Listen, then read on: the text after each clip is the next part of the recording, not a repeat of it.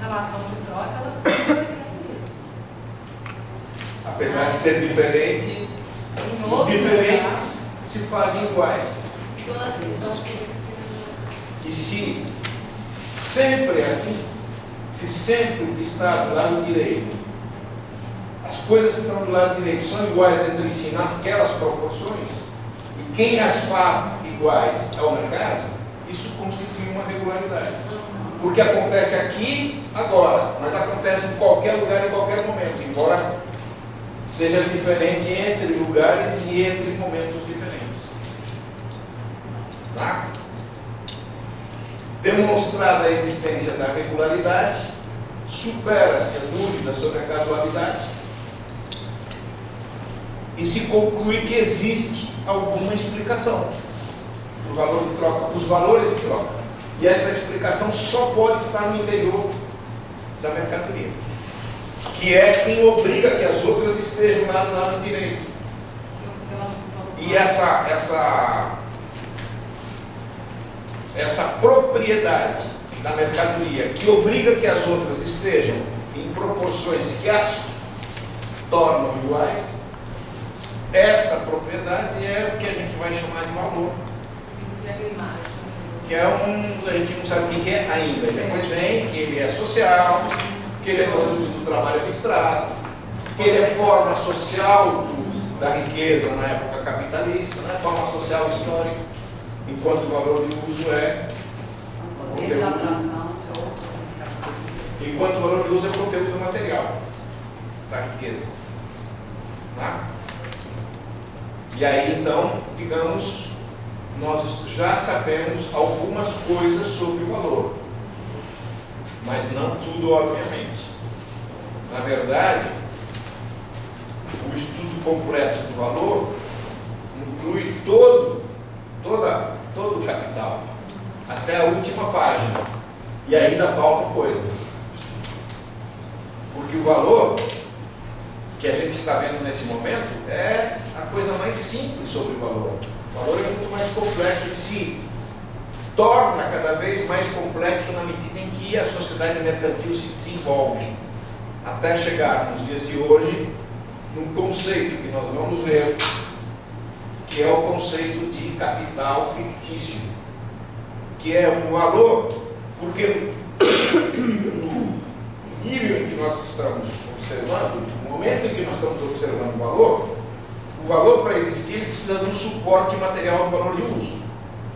Sem valor de uso não tem valor aqui.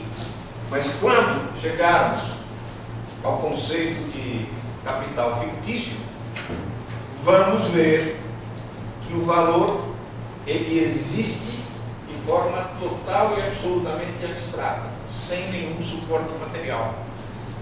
Então, perde relação com a lenda que o valor é determinado pelo valor de uso da mercadoria a qual se compara. Então, perde essa relação? Ele passa a existir como um ser abstrato e em si, com uma autonomia em relação a qualquer coisa, capital fictício, capital financeiro. Não é valor do troco. Ele não se expressa materialmente, capital financeiro. Ele se expressa como uma quantidade abstrata. 10 reais. O que é um real? Real é uma pura abstração. Não tem nenhum significado material em si. Ele tem poder de compra, mas ele em si não significa nada material. Ele é uma pura abstração. Ele é uma determinação, o quê? Chamaria fiduciária, né? É uma determinação do governo, do Banco Central. O Banco Central, ou o governo, instituiu a abstração chamada real. Agora, essa abstração, ela é real mesmo, mas é abstrata, não tem materialidade. Mas isso daí a gente vai ver depois. Agora a gente está ainda nos primórdios. Sou tão mal falado. Está na gênese do valor. Gênese é mais bonita, né? Mais elegante. Estamos ainda no valor, de certa maneira, embrionário. Já nasceu, mas ainda é muito jovenzinho. E nós vamos ver o nascimento dele, que é justamente o início da terceira parte do capítulo, que vocês acharam muito fácil. O capítulo a terceira parte do capítulo, que vocês acharam muito fácil. Certo, mãe? Não? Muito fácil. Não? Não desminta o professor. Muito bem. Algo mais sobre a semana passada? Caminhou. Ele. Pode falar. Todo mundo assinou? Ele começa, ele vai dar mercadoria, valor de uso, valor de troca. Depois, mercadoria, valor de troca, e como expressão do valor de troca, valor. Essa ideia de valor, a ideia não poderia partir, ao invés da mercadoria, já do valor para valor de uso e valor de troca? Tipo assim, deu uma volta. Partir do quê? Valor. Não, porque. Não. Ele não pode partir do valor, porque o valor, se você parte do valor, o valor é uma ideia. Tá certo. E essa ideia, o que significa?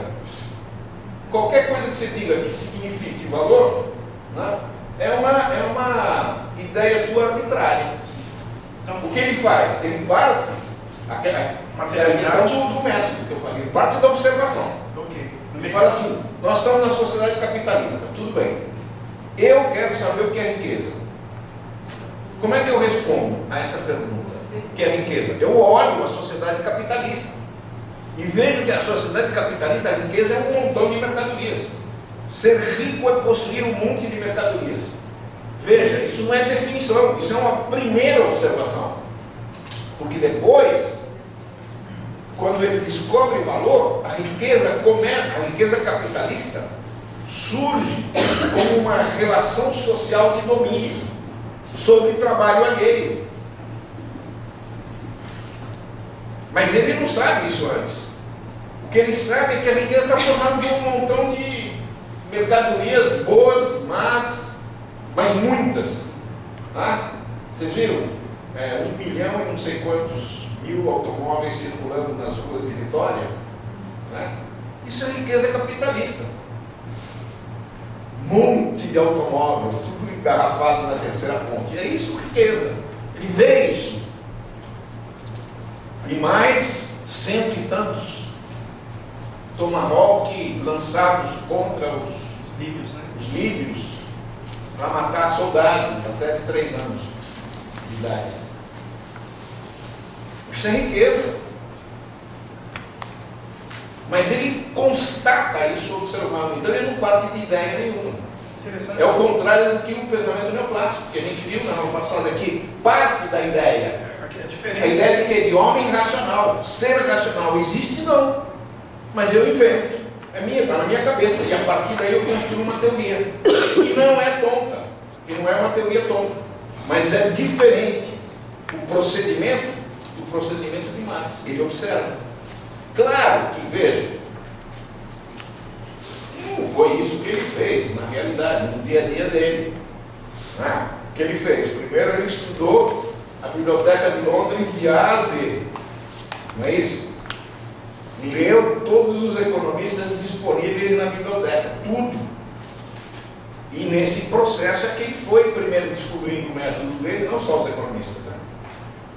Construindo o método dele e depois descobrindo o que acontecia na realidade. Mas digamos, simplificadamente, depois de tudo, como é o método para poder descobrir as coisas? Observar. Materialismo dialético. A diferença da dialética de Hegel para a dialética de Marx está nisso, que Hegel trabalha mais com as ideias e Marx mais com a dialética mais materialista. material. Não sei se só essa a diferença, mas essa é uma diferença importante. Porque fala que Marx, a ideia de dialética de Marx... Para o Hegel, o desenvolvimento tem um objetivo final, que é a ideia. Né? Para Marx não tem isso. Outra diferença. Então. Embora para Marx o movimento seja eterno, mas não tem um final a ser alcançável. Essa ideia de que, no final das contas, vem a sociedade comunista, isso não é Marx. Até pode aparecer em algum lugar intérpretes com essa perspectiva, mas não é de Marx, não. Quer dizer, essa não é a perspectiva de Marx, sobre o desenvolver da contradição. O desenvolvimento da contradição é imprevisível.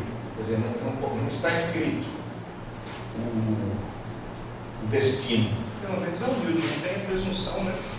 Não, mais do que isso. Ele poderia dizer assim, mesmo que eu fosse absolutamente tudo, eu seria incapaz de dizer o futuro, porque o futuro não é previsível, porque o futuro é construído por nós. E aí depende. Amanhã a gente pode estar numa tragédia maior do que existe hoje, ou a gente pode chegar a uma sociedade pós-capitalista e humana. Pode-se inaugurar a história da humanidade, porque a gente está na pré-história ainda. Mas também a humanidade pode desaparecer antes disso. Não sei dizer, não posso dizer. O que eu posso fazer com o conhecimento do presente é estabelecer os limites do possível. Eu não posso, por exemplo, na sociedade primitiva, com o desenvolvimento das forças produtivas pouco desenvolvimento das forças produtivas, eu não posso imaginar a possibilidade de amanhã surgir o capitalismo. O capitalismo pressupõe um desenvolvimento histórico humano, que tem um tempo muito prolongado e tem certas circunstâncias do meio. Então eu posso dizer amanhã os limites possíveis são esses, mas eu não posso dizer dentro dos limites o que vai acontecer efetivamente, depende. É imprevisível. Mesmo que eu tivesse a luz, não posso saber. Enfim, mas isso já transcende o nosso objetivo hoje. Tá? Nós vamos continuar falando do valor. Professor, uma questão sobre a questão da forma relativa e equivalente. Isso a gente não falou ainda. Vou falar. Mas, Dá para esperar? Pode. Mas outra antes é sobre a magnitude e grandeza do valor. Vou falar agora. Tá bom. Então depois eu pergunto. Não, é justamente isso que eu vou tratar agora. E vocês leram aquele anexo: produção, apropriação, transferência e geração de valor. É aquilo que eu vou desenvolver, não vou falar mais do que aquilo. Se vocês acharem que aquilo é o óbvio, nem falo, a gente já pula para o próximo tema. Não? Fala o arroz com feijão desse tema? Então,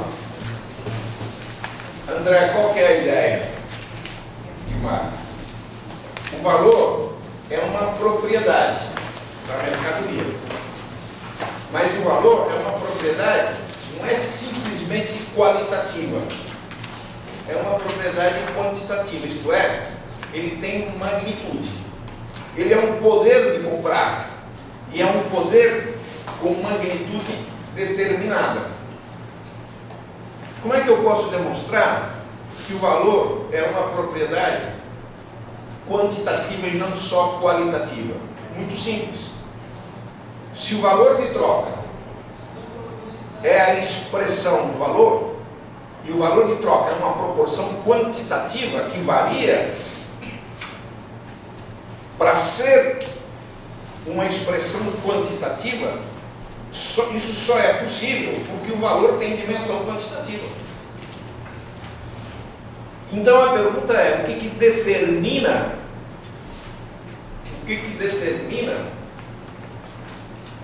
a magnitude do valor? O que determina a magnitude? Quem produz o valor é o trabalho abstrato. Quem determina a magnitude do valor é a quantidade de trabalho abstrato necessário para produzir a mercadoria. Então, determinação da magnitude do valor, quantidade de trabalho. Então, aquela ideia de que valor é a quantidade de trabalho socialmente necessário para produzir a mercadoria, que não é uma afirmação correta, mas onde há fumaça, há fogo. Quantidade de trabalho para produzir a mercadoria, socialmente necessário para produzir a mercadoria, é o determinante da magnitude do valor, mas não é o valor. E é o trabalho abstrato. O trabalho socialmente necessário é a dimensão quantitativa do trabalho abstrato. Socialmente necessário significa aquela quantidade de trabalho determinada pelo nível de avanço da tecnologia das forças produtivas. Isso significa que a quantidade de trabalho socialmente necessário hoje para produzir um sapato é menor que a quantidade de trabalho socialmente necessário para produzir o mesmo sapato 20 anos atrás. Certo? E aqui uma advertência. A magnitude do valor de uma mercadoria é a quantidade de trabalho socialmente necessário para produzir a mercadoria. Certo? Escrevam isso. E depois risquem porque está errado. Porque é a quantidade de trabalho socialmente necessário para reproduzir a mercadoria. O que significa isso?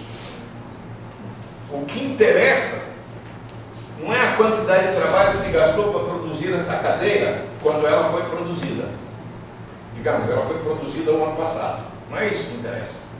O que interessa é quanto eu gastaria de trabalho nas condições tecnológicas e etc., forças produtivas, hoje, para produzir uma cadeira igual. Então, é a quantidade de trabalho socialmente necessário para reproduzir a mercadoria. Isso é importante por várias razões, mas especialmente quando a gente veja a questão do valor da força de trabalho. Então, é para reproduzir. Reproduzir no sentido de produzir de novo. Produzir uma nova hoje. Ou reproduzir. No caso da força de trabalho é reproduzir. A força de trabalho é gasta, eu preciso reproduzi-la hoje. Mas aí a gente vai ver isso mais tarde. Muito bem. Qual seria essa propriedade qualitativa do valor, uma vez que o valor de troca seria a manifestação do valor e o valor de troca seria quantitativo? Qual seria essa propriedade qualitativa do valor? Veja, não acho que isso aí seja uma coisa determinante não, mas eu poderia dizer o seguinte: qual que é a diferença entre uma mercadoria e uma não mercadoria? A diferença está no fato de que a mercadoria ela tem a qualidade de ter sido produzida sob relações mercantis. O valor, nessa medida, se vê como uma qualidade na mercadoria e não como uma quantidade. Tá? Mas veja, isso não é. Não sei se tem a ver com a minha dúvida também quando fala do valor, eu confundo valor e valor de troca. Porque quando você descreve o valor. Mas não pode confundir. Não, mas quando você descreve, porque veja, o valor. Pensa em valor de troca. Então não pense. O valor de troca é manifestação aparente. O valor é essência, não é visível. O que eu vejo é o valor de troca, e o valor eu não vejo. Eu vejo a minha relação com cada um de vocês. Veja, relação de amor, de ódio, de amizade, de inimizade, de sei lá, e com diferentes intensidades além do mais. Tá? Agora, eu não vejo, ou ninguém vê a minha personalidade. Alguém vê a minha personalidade? Como é que a minha personalidade se expressa? Está dando risada por quê? Está admirado com a minha personalidade? Como é que ela se expressa? Ela se expressa através das relações que eu tenho com as pessoas. Vocês veem a relação que eu tenho com ela, que é uma relação de amizade, de simpatia, você fala, o Reinaldo é um cara, como ele tem uma relação de amizade e simpatia, é um cara legal. Você está deduzindo a minha personalidade a partir da observação da minha relação com ela. Agora, a minha relação com ela não é a minha personalidade, é a mesma coisa. O valor é a minha personalidade. Como é que eu expresso a minha personalidade? Na relação com as outras mercadorias. Tá? A relação com as outras mercadorias é o valor de troca, só que não é uma relação qualitativa como eu tenho com ela, é uma relação quantitativa. Na verdade, exclusivamente quantitativa, porque uma mercadoria não ama a outra. Ou ama? Sim, claro que ama. Todas as mercadorias são apaixonadas pelo ouro, pelo dinheiro. Desejam o ouro como nenhuma outra coisa. Há uma relação de paixão, de desesperada paixão. E muitas vezes uma paixão não correspondida. Esse é o drama da mercadoria. A mercadoria sofre essa paixão permanentemente. E não é para dar risada, é para chorar. Isso é verdade. Gostou ou não? Não. Mas eu posso perguntar assim? Não. Pergunte. Não, assim, se você entende, todo valor de troca contém valor, mas nem todo valor Não, tem nada não. Como todo valor de troca contém valor, a minha relação com ela contém personalidade? Não, a minha relação com ela é uma relação com ela, Não pronto. necessariamente depende da personalidade. Tá? Então essa Claro que depende. Então, nesse sentido. Porque veja o seguinte, a forma como eu me relaciono com ela ou com qualquer outra Depende pessoa da sua depende da minha personalidade. personalidade e, claro, depende da personalidade deles também. Isso. Aí sim, Nesse depende. sentido, depende. Então, Depende. Então não é contém, depende. Claro. Mas nem todo valor depende do valor de troca. Valor não depende do valor de troca. É o valor de troca que depende do valor. Até há um certo, como é que chama? Um certo reflexo. Um certo reflexo. Em qualquer determinação de essência sobre a aparência tem um reflexo sobre a essência. Mas isso daí é um outro. Porque o seguinte, a minha personalidade também se forma na relação que eu tenho com vocês. Na medida em que vocês são terríveis, a minha personalidade vai se marcar por reação contra contra a forma como que vocês se comportam. Né? Então tem um reflexo, mas digamos, o determinante é a essência sobre a aparência. E o que determina a sua personalidade nessa situação? Principalmente a minha personalidade foi determinada pela minha mãe. Meu pai menos. E o mundo que eu vivi. Histórico. Claro que é social e histórico. Social e histórico. E não só familiar. Obrigado. Tá certo ou não? Eu tenho uma dúvida. Tá. Só uma? Não, com relação a isso. O valor é expresso pelo valor de troca. Exatamente. Mas ele sempre é de fato expresso pelo valor de troca? Ou alguma vez o valor de troca não expressa de fato o valor que tem no mercado? É verdade. Além do mais, é o seguinte, a minha personalidade muitas vezes pode não ficar claramente expressada na relação que eu tenho com ela. De repente eu levantei de pé esquerdo hoje, de ovo virado. Ela olha meio feio para mim, eu achei que ela olhou feio para mim, já parto para a briga. Isso pode não ser o determinante da minha personalidade, mas de todas as maneiras ela se expressa na relação, mas não se expressa de maneira adequada, se expressou de maneira meio deformada. Entre a essência e a sua manifestação, há uma relação necessária, mas não totalmente adequada. Há um conflito entre essência e aparência. Então vocês estão querendo resolver a dialética em 2 aulas. Isso é dialética, e a gente vai resolver isso daqui uns 5 anos, pelo menos. Não, aos poucos a gente vai descobrindo essas determinações. Não vale a pena a gente querer fazer um discurso sistemático e abstrato sobre a aparência. Pelo menos eu acho que não. A menos que, digamos, talvez para pessoas que têm uma perspectiva mais filosófica, aí talvez seja mais fácil. Para mim é muito difícil. Eu só vejo a dialética mais no concreto, não em termos abstratos. Eu não seria capaz de fazer um discurso abstrato sobre a dialética. Mas eu consigo, às vezes, descobrir a dialética no concreto. Às vezes. Porque às vezes eu percebo que eu estou pensando de maneira metafísica. Muitas vezes. E não só eu percebo que alguns autores relevantes, em alguns momentos, são prisioneiros da metafísica. Vou dar um exemplo de um autor que eu gosto muito e que em um pontozinho que eu capturei e fico levantando isso como um grande anarquista minha, que é o... Não. Talvez o Desastre também, mas não foi ele que eu descobri mesmo. No Sanches Vasquez. É um autor maravilhoso. E depois eu vou mostrar para vocês, mais para frente, a minha vitória. Descobrindo um aspecto metafísico no pensamento e positivista, além do mais, do pensamento do Sanches Vasquez, que é um autor que também é na linha, que eu admiro profundamente. Por isso tem graça descobrir metafísica nele. Se fosse um autor de segunda linha, tá, grande porcaria. Não. Ele já está esclerosado demais. Deve estar com 98 anos, 90 e tantos. Mas já foi um grande pensador.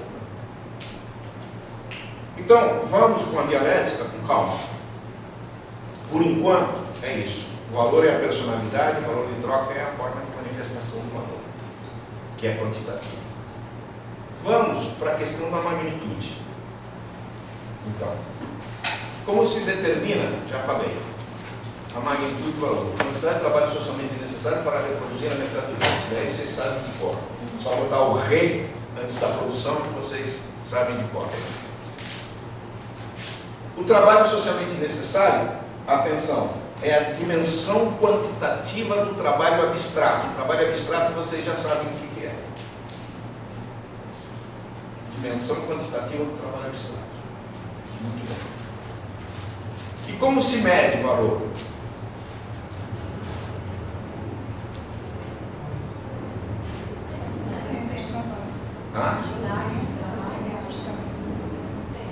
Pouca gente diferencia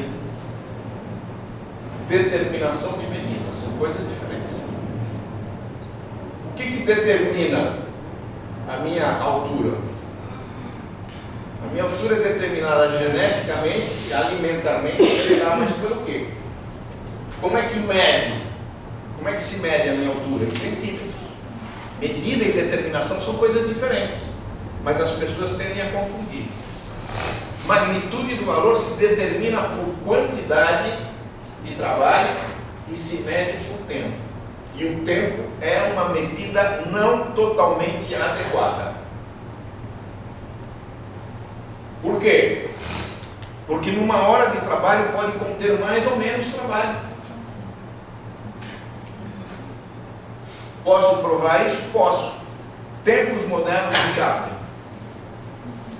Alguém não viu esse filme? Então, Chaplin mostra que numa hora de trabalho pode haver mais ou menos trabalho. Portanto, medida e determinação são coisas diferentes e a medida não é totalmente adequada, mas é a medida possível. É a medida disponível, o tempo. Como é que você vai medir trabalho? Como física? Como é a fórmula do trabalho em física? Quê? Nada. Vê se me interfere na minha aula. Você fica mostrando conhecimento aí. Eu quero que me descubram. Força vezes distância. Não, estou brincando. Força vezes distância. Vamos medir força vezes distância para cada ação do trabalho? Não dá. Não é? Então a medida tem que ser a hora de trabalho mesmo, apesar de não ser precisa. Muito bem. Obviamente, o avanço das forças produtivas, o avanço da tecnologia, do conhecimento técnico, da destreza dos trabalhadores, faz com que a quantidade de trabalho para produzir uma mercadoria tenda a diminuir com o tempo. É isso? Isso significa que a tendência ao longo do desenvolvimento do avanço capitalista, desenvolvimento capitalista. Quando eu falo de desenvolvimento, eu não estou falando que conceito de desenvolvimento é bom, estou falando de expansão, desenvolvimento no sentido dialético. Desenvolvimento pode levar ao abismo, ou melhor, pode não, está levando, ou melhor, não está levando, já estamos no abismo, né?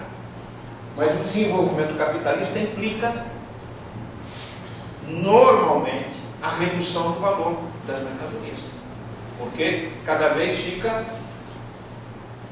mais fácil produzir, isto é, menos gasto de trabalho para produzir as mercadorias e o valor tende a diminuir. Alguém poderia perguntar, professor, mas como é possível isso? O valor tende a diminuir e os preços tendem a subir.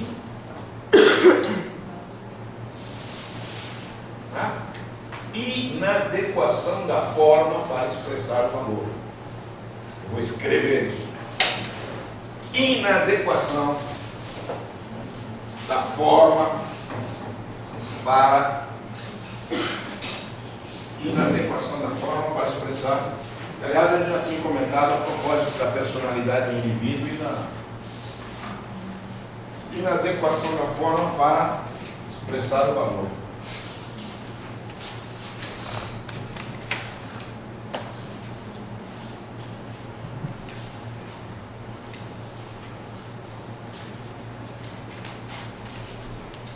Por que isso é possível de ocorrer?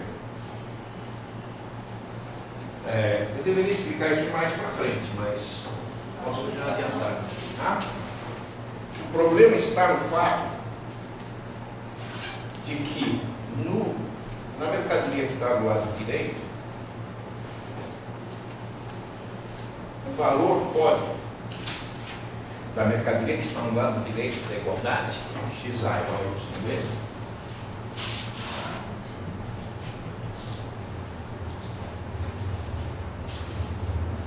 o valor de A diminui, mas o valor de B pode diminuir mais rapidamente.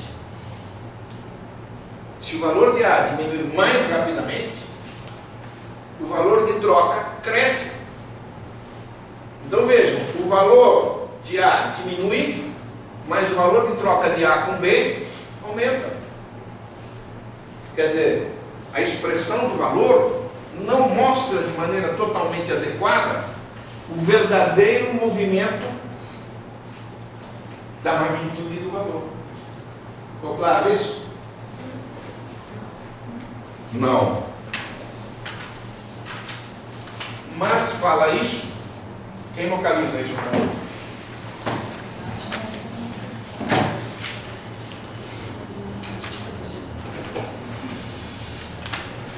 Acho que é na forma equivalente simples, né? Já estou me adiantando algumas coisas. Uma simples, deve estar por aqui. No texto, nós falamos sobre o movimento contraposto. Exato. Nesse ponto. Exato. Aí está falando da magnitude do valor das mercadorias, no geral, por um lado, cai, sendo que os preços, por outro, aumentam. Isso. Aí no parágrafo 6, está falando sobre. Onde é que está isso? Está no parágrafo 26. Da tua edição? Não, do seu texto. É? Ah, sim. Não, mas tem. Veja aí nesse meu texto a citação de Marx. Tá, a página 63. 63. Ele começa a fazer essa variação aí. Está olhando na 63. Ah, 63 é a conclusão, né? Olha aqui, ó. O último parágrafo antes da forma de equivalente. A verdadeira variação da magnitude do valor não se reflete, portanto, clara e completa em sua expressão, isto é, na equação que expressa a magnitude do valor relativo. E o valor relativo de uma mercadoria pode variar, embora seu valor permaneça constante. Quando é que o valor de uma mercadoria pode variar? Não, o valor de troca de uma mercadoria pode variar se a magnitude do valor dela permanecesse constante. Quando a variação do valor ocorrer na outra mercadoria. Seu valor relativo pode permanecer constante, embora seu valor varie. Valor relativo aqui é sinônimo de valor de troca. E finalmente, não é mistério que sejam coincidentes as variações simultâneas ocorrentes na magnitude do valor e na expressão da magnitude do valor relativo. A explicação disso, então, está no fato de que o valor de A pode se alterar para cima, para baixo, ou permanecer constante. E, ao mesmo tempo, o valor de B pode se alterar, mais ou menos, ou ficar constante. E a proporção de troca entre A e B, portanto, não vai expressar adequadamente a verdadeira modificação do valor de A. Então, o que acontece no mundo atual? O valor da mercadoria diminui, valor, e os preços sobem. Por quê? Porque o valor do dinheiro diminui. O dinheiro diminui mais rapidamente do que o valor das outras mercadorias. Por que o valor do dinheiro diminui mais rapidamente? Não interessa no momento. É o fato. Mas por que não interessa no momento? Muito bem. Isso mostra que há uma contradição entre a essência e a aparência. A aparência não é capaz de expressar de maneira perfeita as verdadeiras modificações da essência, embora seja a expressão da essência. Está claro? Então, esse aspecto que eu estou explicando, como é que a gente pode denominar, para não esquecer?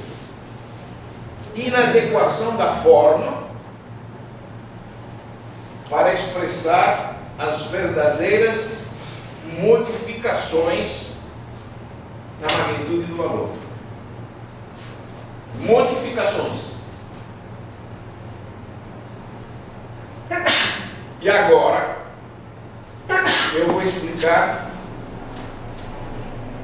a inadequação para expressar não as variações, mas para expressar a verdadeira magnitude do valor.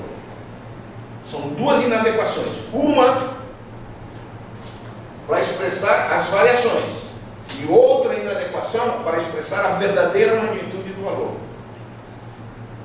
Em outras palavras, a minha relação com ela expressa a minha personalidade, mas não é capaz de expressar perfeitamente. De repente, por alguma razão, a minha relação está distorcida em relação à minha personalidade. Neste instante. Amanhã pode não estar, mas pode continuar estando. Então há uma contradição entre a forma de expressão, entre a aparência e a essência. Vamos ver então a questão da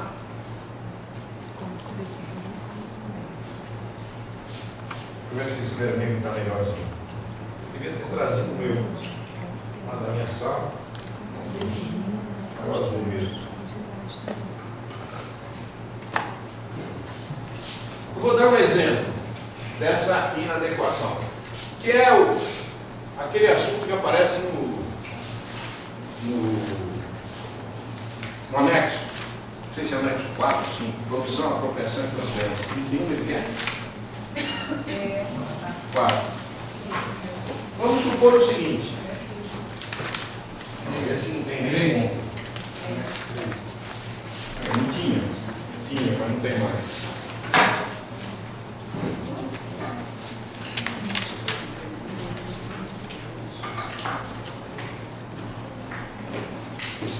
André, você quer fazer um favor para mim? Dá uma chegada ali na secretaria para ver se consegue um pincel. Sem pincel vai ficar difícil essa história aqui. Ah, tem um aqui, peraí. Pode ser que funcione. Ah, pronto, obrigado. Então, vamos supor que uma unidade de A, a magnitude do valor dela seja de 100 horas de trabalho socialmente necessário. E que uma unidade de B seja igual a 2 unidades 2 horas de trabalho. A proporção de troca entre essas mercadorias seria 1A igual a 50 unidades de B. De tal maneira que do lado esquerdo da igualdade eu tenho 100 horas e do lado direito eu tenho 100 horas. Certo?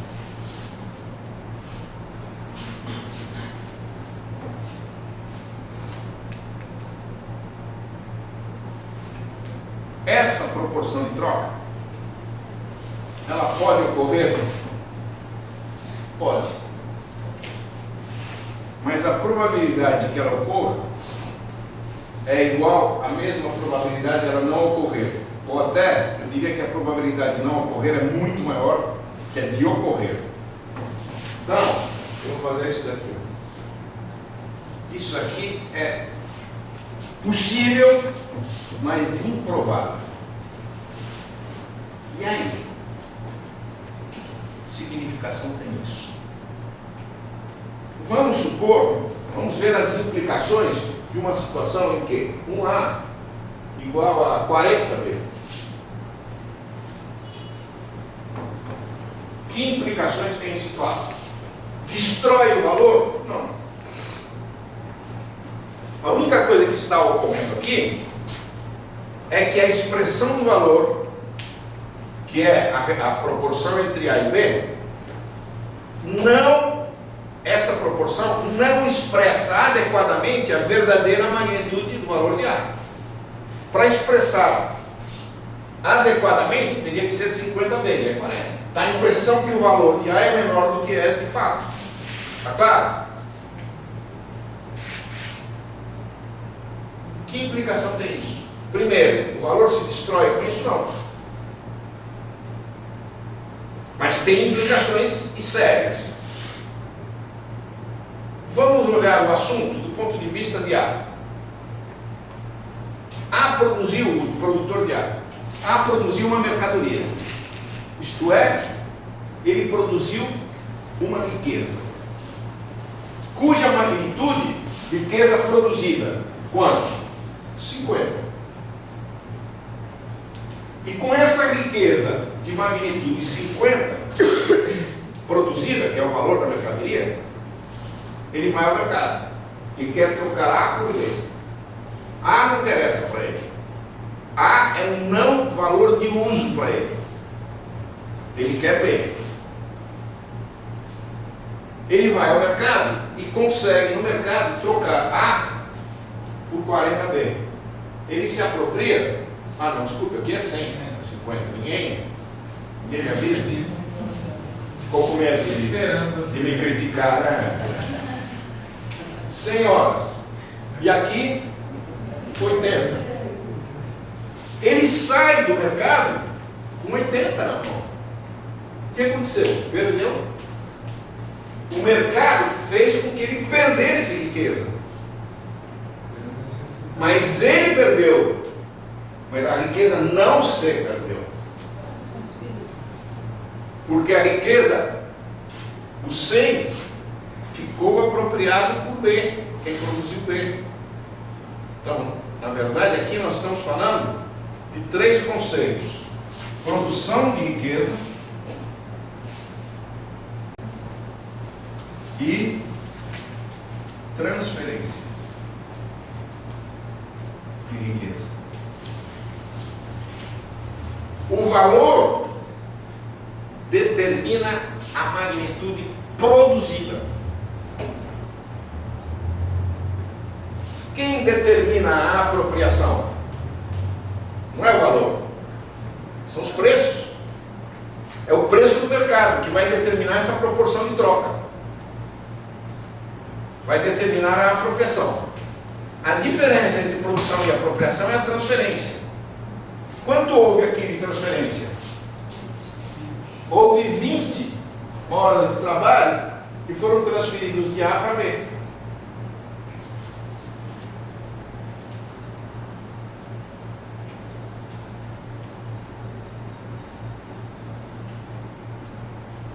Isso significa o quê? Que o valor não determina imediatamente, diretamente, inequivocamente, os preços. A diferença das outras teorias, para Marx, valor não é preço. Valor é riqueza produzida. É a magnitude da riqueza produzida na sociedade capitalista. Preço é outra coisa. Preço vai definir a riqueza que eu sou capaz de me apropriar. Maior preço, maior riqueza eu me aproprio. Menor preço da minha mercadoria, menor a riqueza que eu sou capaz de me apropriar.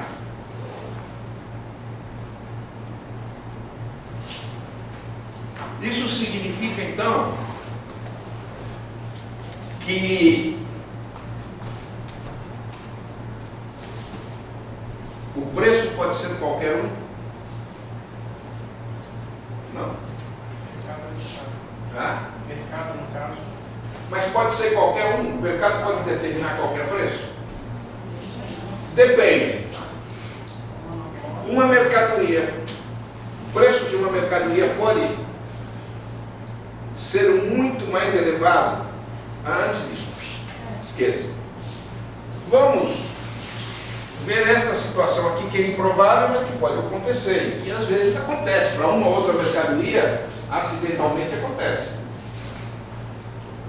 Quando isso ocorrer, nós vamos dizer que o valor de troca, o preço corresponde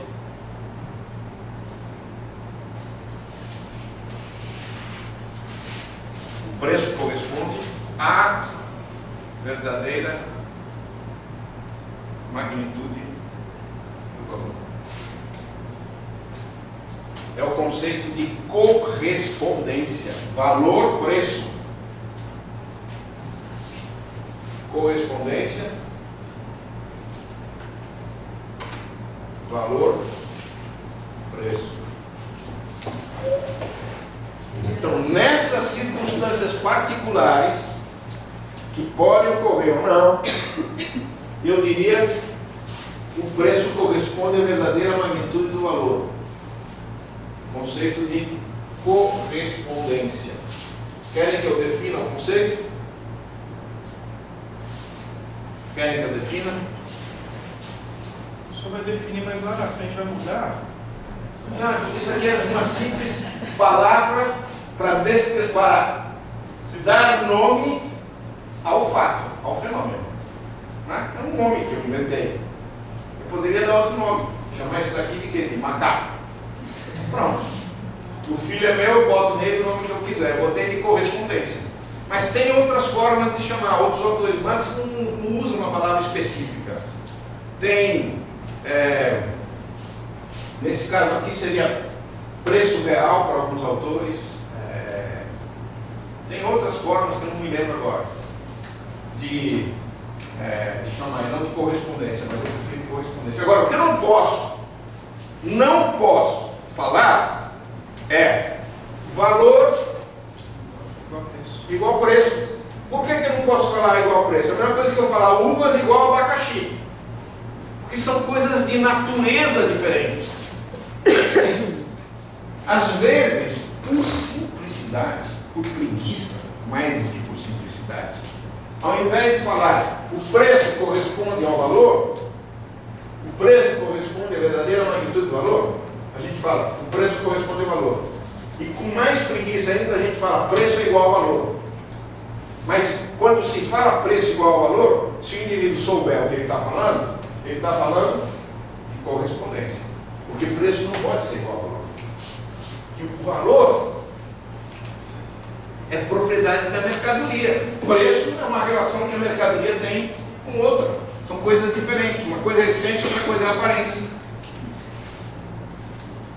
E o pior é que, bom, como vocês sabem, é muito mais fácil criticar Marx do que entender. Né? eu diria, é infinitamente mais fácil criticar Marx do que entender. E esses críticos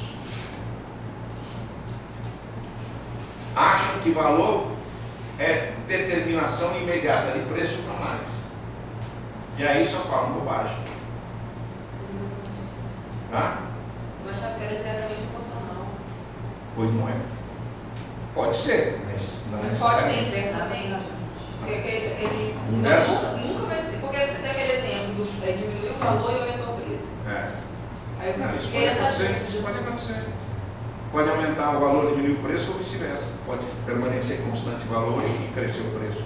Mas, além disso, porque isso daí é inadequação para expressar o movimento da magnitude do valor. As variações. Aqui é que o valor de troca não consegue expressar a verdadeira magnitude da empresa. Por exemplo, um artesão faz um colar como esse daí. Você vai pagar R$100. Você fala, o valor disso daqui é R$100. Não. Na verdade, os R$100 é uma expressão inadequada do valor. O valor é muito maior do que se expressa por R$100. O problema é que o artesão não tem monopólio, é obrigado a vender o seu produto por um preço inferior ao correspondente ao valor. Está claro? Em compensação, um CD, um Windows 7 da Microsoft, cujo valor deveria corresponder a uns R$20, a gente precisa pagar quanto? 300 e quanto? Não sei quanto pegar. Vocês só vão combinar. Eu não, eu só compro CDs originais.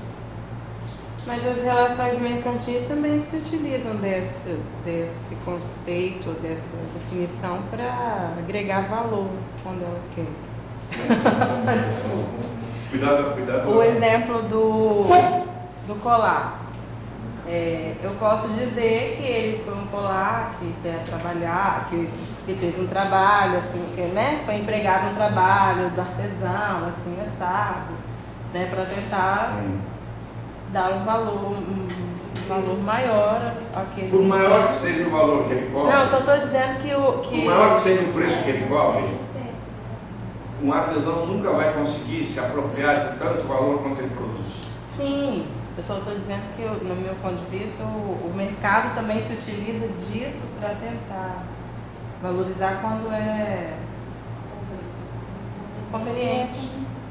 Conveniente para quem? O mercado. Para o capitalista. Não, claro que todo mundo no mercado procura vender pelo maior preço possível. O problema é que um pequeno produtor, qualquer que ele seja, jamais consegue um preço que corresponda ao seu valor, sempre menos. Porque é um mecanismo de transferência de riqueza para a Microsoft, por exemplo, ou para outras grandes empresas. Isso porque as forças produtivas do artesão são menores. Vale mais alto. Isso porque a força produtiva, as Força produtiva não, o poder de mercado do artesão é infinitamente menor que o poder de mercado de um monopólio. O monopólio vive da transferência dos pequenos produtores. Por quê? Porque ele tem a capacidade, tem o poder de impor um preço superior ao preço correspondente ao valor. Enquanto eu, como pequeno produtor de qualquer coisa, não tenho poder no mercado suficiente para impor um preço que cubra pelo menos o valor que eu produzi. Aí você voltou no ponto que a gente parou na última aula, quando ela questionou o exemplo da calça de colatinha. Exatamente. É um monopólio. Uma marca de jeans aí, qual? Yves Saint Laurent. Né? Monopólio. É um monopólio da marca. Não é nem do produto, porque o produto qualquer um faz igual lá em Colatina. O problema é a marca. E a marca é um monopólio. Portanto, o monopólio é incapaz de pôr um preço superior ao preço correspondente ao valor. Agora, e quem que paga isso? Alguém tem que pagar. Isso não pode surgir da nada. Na sociedade, se a Yves Saint Laurent consegue impor um preço superior à correspondência ao valor, alguém tem que vender sua mercadoria por um preço inferior ao correspondente ao seu valor para ver a transferência. Porque em economia não existe nada que caia do céu. Mas esse valor não está agregado à importância. Do céu só cai peixe, valor não cai. Certo ou não? Peixe do céu. Não cai? Também não. Eu sou peixe voador, né? Você fala que pescador, ele pode Esse preço ele se torna porque o valor da sociedade atribuiu aquela Não existe valor que a sociedade atribuída. Onde você tirou isso? Onde você ouviu falar de valor atribuído pela sociedade? Não existe isso. Não existe. Na teoria de Marx não existe. Pode existir na tua teoria, mas você precisa demonstrar que a tua teoria é boa. É porque eu ainda continuo confundindo. Você continua pensando como se pensa no corredor. do valor de troca do professor. Eu Mas estou vendo também ele Tá bom. uma outra manifestação do valor. Eu estava vendo aqui uma parte que acho que primeiro assim que eu queria que você falasse um pouquinho mais, como que a gente chega a dizer o que é preço? Porque... Daqui a pouco eu falo. Ah, tá. Eu acho que É que eu estou confundido, digo já de uma vez, mas depois a gente vai chegar com calma. É isso. Preço é um valor de troca especial. é isso. Quando do lado direito está o ouro. Que é o É equivalente. o dinheiro. É o dinheiro que é o equivalente. Porque ele fala Mas depois a gente assim, chega que com valor mais de precisão. preço, não se... A dificuldade é porque não são unidades diferentes, né? E tem natureza diferente. Natureza diferente. Exatamente. Porque o preço é um valor de troca. O preço é um valor de troca especial. Não, o valor não é o poder que a sociedade confere Não. à mercadoria, não. Não. O valor é o poder que o trabalho abstrato confere ao produto. A sociedade reconhece na mercadoria um valor que pode ser maior ou menor. A sociedade que é o mercado, que é através do mercado. Se é monopólio, a sociedade vai reconhecer como valor da mercadoria, nesse caso, mais do que de fato o valor existe. Agora, essa ideia de reconhecimento por parte da sociedade não é uma terminologia de Marx. Eu estou interpretando uma terminologia que existe nos corredores. Quando ela diz que ela não consegue ver o valor, ela teria Ela não consegue? Tem toda a razão, porque ninguém consegue ver o valor. por causa da essência, Como é que é? É porque ela falou que é normal, né? Que é o quê? Que ela é normal. Agora, o aprofundamento da especialização do trabalho, essa distância, né, você não ter mais noção do trabalho que dá para produzir uma coisa completa, e isso vai se afastando cada vez Cada mais vez também. mais. Essa noção de valor, né? cada vez a aparência. Bom, Vai se perder, então. então, Não, desculpa. É porque eu fiquei tão feliz quando eu vi no ônibus trabalhando na minha cabeça, que era valor de uso, valor de troca. você valor. estava lendo no ônibus. Eu só leio no ônibus. Assim, só não, né? É o meu lugar preferido pra ler. Não, porque tem garrafa. Leia reclamo. no ônibus, Eu isto é no ônibus, mas em Marx. Não, leio tudo. Eu fico divulgar, professor. Não, é estratégia de superação. Vai, diga. Não, mas eu digo não por isso, Mônica. Não, Você mas faz o seguinte, aí. você bota uma veja do Capital, no meio assim do Capital, lê a veja e fica mostrando o que é o Capital. Vai. Porque assim, quando. E aí eu não queria voltar a confundir o que é valor, se é que é possível isso. Mas então quando ela, voltando à fala, né, da Renata, quando fala do que não consegue ver, mas assim, quando você coloca que a valor é a propriedade inerente ao produto, você está dizendo então das características que ele apresenta, do que é inerente, por exemplo, o milho, né, serve para comer, Não. Tem nada a ver com a utilidade que tem o produto. Então, por isso Tem que nada eu a estava ver. fazendo confundir, porque eu tinha entendido que isso é valor de uso. Mas, como não é a sociedade que coloca esse valor inerente ao produto, então? Não, digamos, veja, o problema é que essa expressão, a sociedade coloca valor no produto, é uma expressão pouco significativa. Então, como é que a gente fala isso? Não. Quem determina o valor é o trabalho, socialmente necessário. A sociedade, o que ela faz é criar um trabalho abstrato e, por sua vez, produz valor. E essa é a expressão rigorosa. Digamos, a expressão de a sociedade põe valor no produto é uma expressão que pode gerar confusão. Não é que esteja errado, mas pode gerar confusão. Porque, na verdade, a sociedade ou o mercado reconhece como valor do produto algo que pode ser maior ou menor do valor que ele efetivamente tem. Por exemplo, Não, isso aí já é suficiente. o valor da Que a sociedade faz alguma coisa. Não é Michele? Não é determinado. Modelo aí, Michele quem? Gisele Bündchen. Gisele Bündchen. O valor que a sociedade reconhece nela é infinitamente maior do que o valor que ela tem. Você ia perguntar isso da Gisele? Estava pensando na Gisele. Não, precisava ficar claro, de verdade. Professor, mas aí o que eles estão colocando não tem muito mais a ver com essa discussão de essência e aparência. Não sei o que elas estão colocando. Que essa coisa que o valor que a sociedade coloca, o que cria, o que gera. Pois é. É mais uma questão de mas essência e veja, o aparência. problema é que a sociedade não vê valor. As pessoas não veem valor, as pessoas veem preço. Se eu perguntar aí no corredor quanto é o preço, quanto é o valor de um cafezinho na cantina, vão me dizer 50 centavos. Estão falando do preço, não estão falando do valor. Esse valor aqui é um conceito teórico que não está na mente das pessoas que caminham no corredor, nem na nossa mente quando caminhamos no corredor. Nem quando é perguntar quanto é o valor da passagem. R$3. Para todo mundo. Mas que preconceito é esse de ler no ônibus, gente? Bom, pergunta. Volta à pergunta. Preço pode se distanciar muito do valor? Preço pode. Então, digamos, o preço pode, caso da Microsoft, o preço pode disparar lá para cima, totalmente distante da verdadeira magnitude de valor.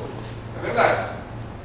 Pergunto, o preço pode se reduzir e se distanciar para baixo muito em relação à magnitude do valor? Pode. Pergunto, o preço de uma mercadoria pode se distanciar para baixo muito da magnitude do valor por muito tempo? Tá? A maioria é de atrativo para a produção. Quem vai ter que produzir mercadoria? Exatamente. Ou mais simplesmente, se o preço cair muito e ficar muito distante para baixo em relação ao valor, você mata o produtor. E fome. Se ele não tiver a capacidade de mudar para outro setor. Ou os hábitos sociais mudaram e não são mais para outro uso aquela mercadoria. Logo não se dá. Mas o fato é que o produtor, como você disse, ele não vai continuar ali, ele vai procurar mudar e produzir outra coisa, então ele morre de fome. Então veja, o preço, ele não pode se distanciar para baixo por muito tempo. Quanto? Não sei. Não sei. O limite da sobrevivência humana não é um problema que a gente vai determinar aqui. Né? Agora, o preço pode se situar muito por cima do preço correspondente ao valor por muito tempo. Isso pode. Não necessariamente, pode ser artigo de primeira necessidade. Sei lá. Feijão. Ah? Feijão. Não sei se feijão não. Não, Não é de primeira necessidade hoje programa de computador? Sim. É de primeira necessidade, não é um bem de luxo. E a Microsoft consegue. Por quê? Por poder de monopólio. E como que isso é possível na sociedade? Porque cada um de nós, da nossa renda, a gente transfere um pouquinho da nossa renda para ela. Somando tudo, a capacidade de apropriação desse monopólio é gigantesco. Né? Então, mas veja, você não pode ter muitas Microsofts no mundo. Porque quanto mais houver, menor vai ser a capacidade do conjunto delas de se apropriar de valor do resto da sociedade.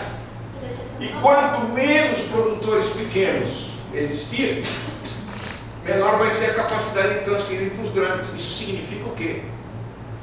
Que os grandes monopólios precisam da existência dos pequenos produtores.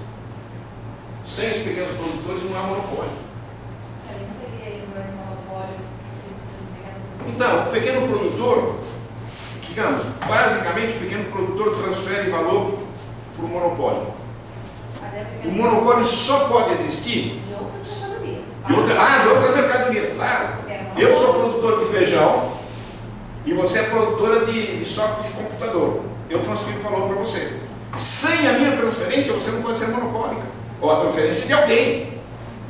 Certo? Mas aí isso não limita, então? Claro que limita. Para cima? Não, claro que limita. Não, Quem tem que trabalhar? claro que limita, mas acontece o seguinte, você pode ter um monopólio que suba tanto em relação aos demais, ou então você pode ter um número reduzido de monopólios que consiga ir para as nuvens. É o caso da Microsoft, é o caso da Vale do Rio Doce, o caso do petróleo, das grandes petroleiras. Digamos, você tem pelo menos 100 ou 200 grandes monopólios no mundo que tem uma capacidade de apropriação de riqueza produzida pelo resto do mundo fantástica. Quer dizer, você não pode nem imaginar a quantidade. E os bancos, mais ainda os bancos, mas não vamos nem falar de banco, vamos falar de produção, porque banco a gente ainda não falou. Né? Mas então, sem os pequenos produtores não existe monopólio. Então, veja, é verdade, os preços podem se distanciar, mas há uma relação com o valor. O valor, em última instância, é o determinante dos preços. Mesmo que alguns possam disparar. Mas se alguns disparam para cima, outros têm que ficar no nível inferior. Fica claro? Então não é que não haja relação preço-valor. Há uma relação preço-valor. Só que essa relação não é imediata. Produção, apropriação e transferência. Como se explica? Veja como esse conceito de transferência é fundamental. Como se explica a existência de países periféricos no sistema? Divisão Internacional do Trabalho.